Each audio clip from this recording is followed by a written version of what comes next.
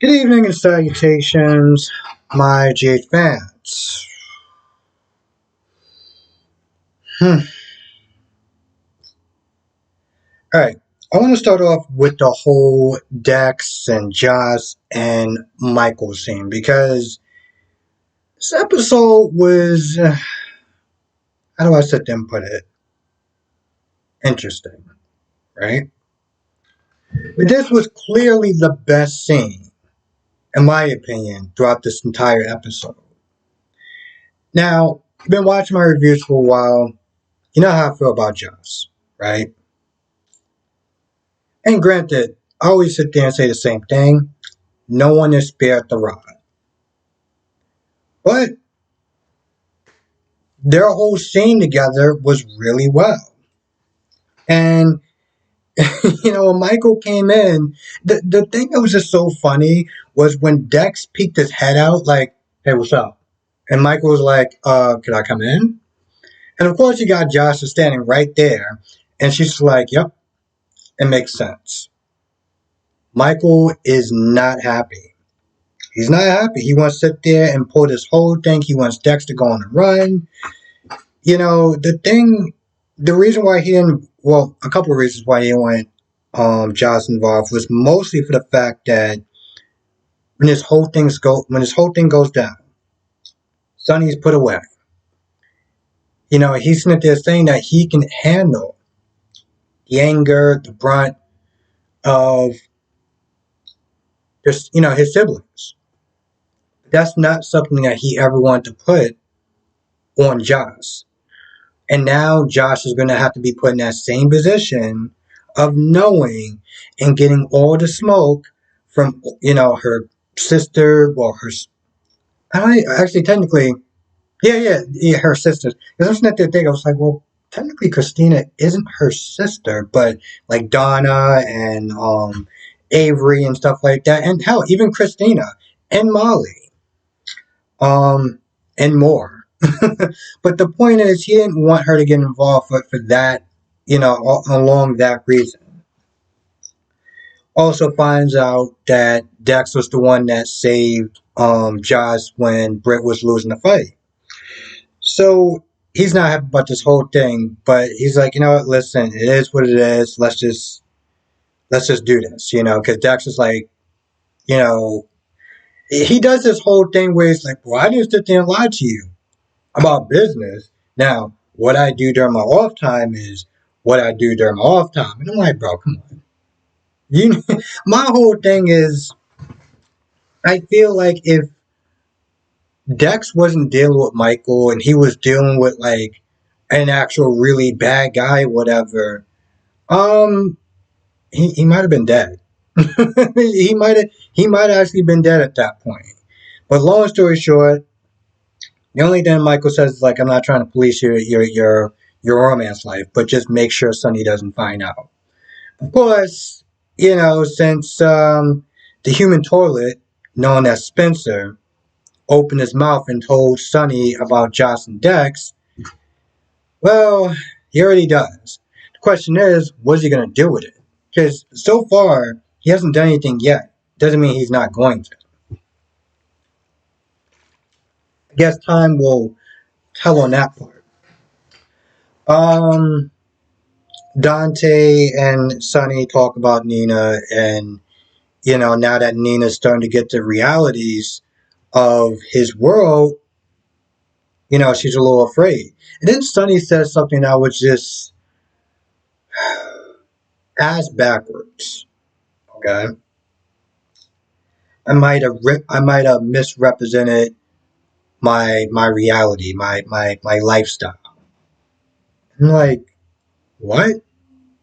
Because I'm like, in my head, I was like, I'm sorry, bro. It almost sounds like you're blaming yourself for Nina, for Nina being scared of your dangerous world. Because that is stupid on so many levels. See, when people get upset and they're like, I want the old Sonny back, right? We can clearly see there's a difference between this Sonny and, let's say, year 2000, Sonny, 1998, and whenever he first came to Port Charles. When I started watching the show, it was the year 2000. That version of Sonny would have never said something like that. So I'm just like, bro, what are you doing?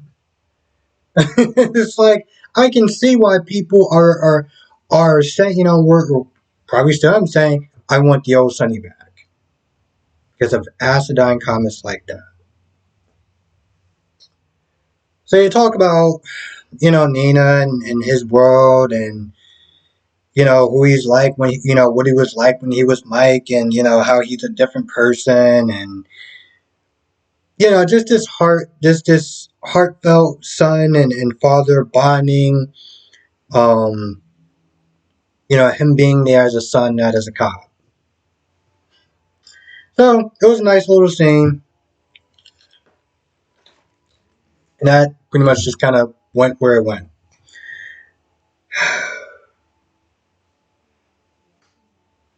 So Lucy, you know, back in the day, when I used to sit there and watch Port Charles, I used to actually like Lucy.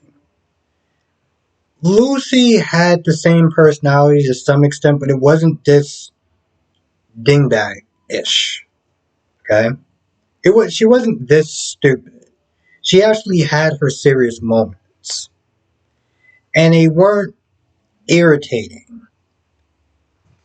This version of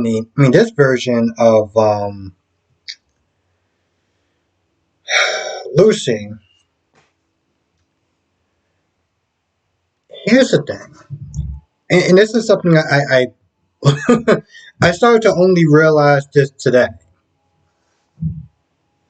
This is a word that I don't use too much because I just don't use it. They call people that act like Lucy, whatever, like very jokey, whatever. They call them a hoot.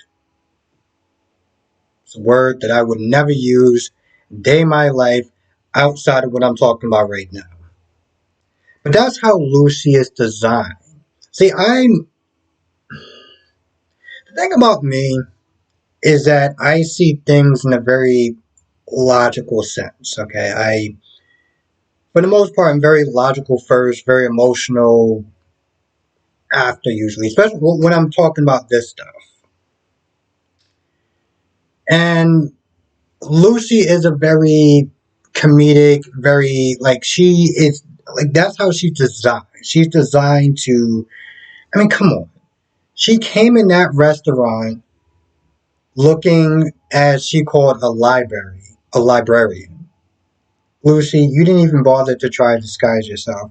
You didn't wear like a hat or anything like that where you can put it down. You just tied your hair up, put on fake glasses, and decided to walk in the Metro Court thinking that nobody was going to recognize you.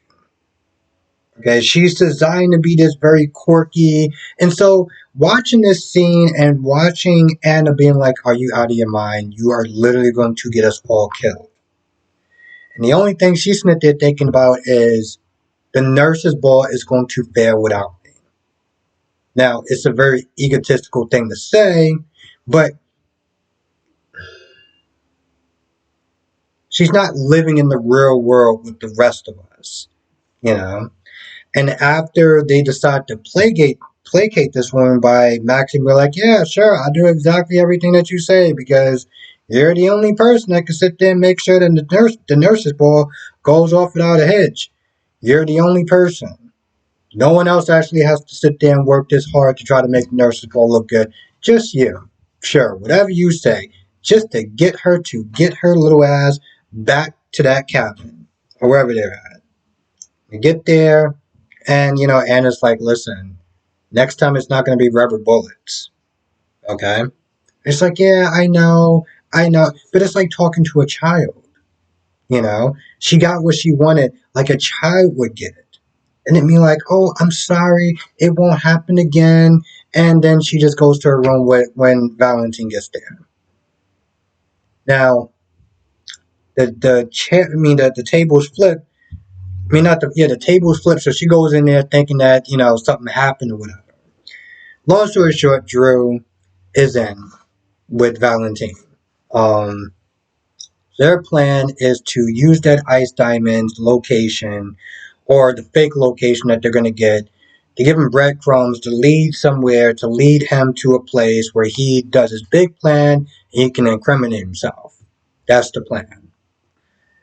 Okay, you know what? At this point, the whole ghost thing worked, which I thought was still stupid and silly, but whatever. But it worked. So, cool. You got that going on, right? Carly's briefed on it. Drew's in. And, Drew and Carly have a heart to heart about him not dying because, Jason's dead. He's not really dead. He's just on Days of Our Lives. He's just Jason 2.0. That's literally what he is. He's 2.0 version of Jason. So, hey, listen, GH fans, if you're missing Jason, you kind of get a brief version of him on Days. So, this is coming from a person who's been watching GH since the year 2000. Pretty much the same character. Um, Valentine comes back and, he apologizes to Anna and apologizes to him, and then they're all happily ever after. I'm still just sitting there just thinking how silly that whole flipping the table was. I'm like, bro, I know the budget's tight, but you sitting there telling me somebody didn't have like a cup that they could have sat there and thrown or something or a glass vase. Just take one for the team. Okay? You got a bunch of actors, not one of them could have just provided like a little, hey, listen, I'm gonna take this one for the team. No, I'm just gonna flip over this table and look like I'm totally angry. Like I mean business. Sure.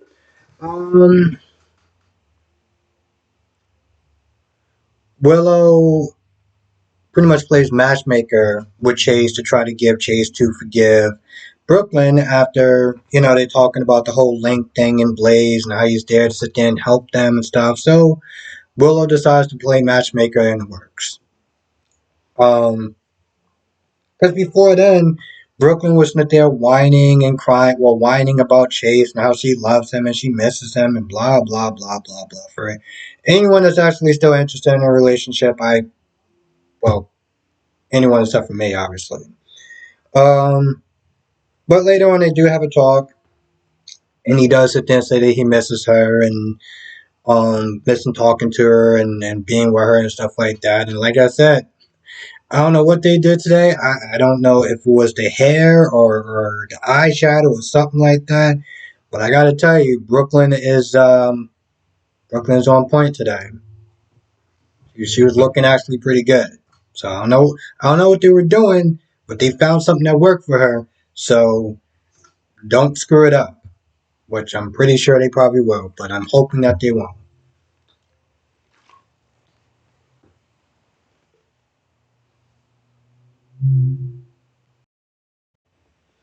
Hmm. I don't know why, but I feel like I'm forgetting something. I don't know what that is, but I know I'm forgetting it. Anyway, I can't really think of what it is, but I think I kind of covered most of it. I think I did. I think I covered most of it. Anyway, with that being said, I'm gonna go. I want to thank you for watching. Be safe, and I will see you in the next video or live stream or both.